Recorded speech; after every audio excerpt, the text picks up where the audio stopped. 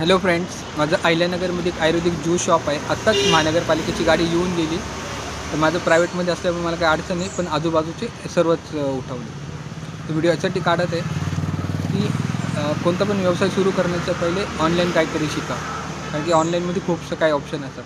पहिल्याच्या काळामध्ये जर स्वतःचं काही करायचं म्हणलं तर माणसाला एकच काम होतं, म्हणजे व्यवसाय. त्याच्यामुळे सगळे व्यवसायामध्ये उतरत होते, हा एकच ऑप्शन होता.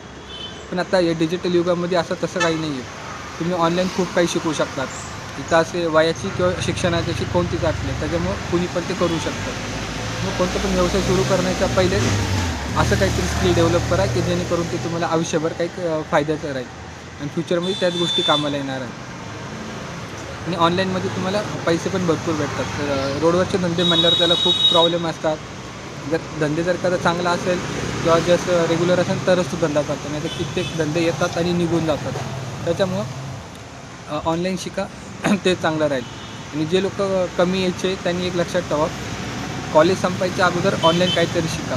तेच तुमचं फायदा राहील. नाहीतर कॉलेज संपल्यावर तुम्ही मार्केटमध्ये उतरल्यावर तुम्हाला कोणी पण विचारणार नाही. तुमचे जे लागतील ते तुम्हाला सांगता पण येणार नाही.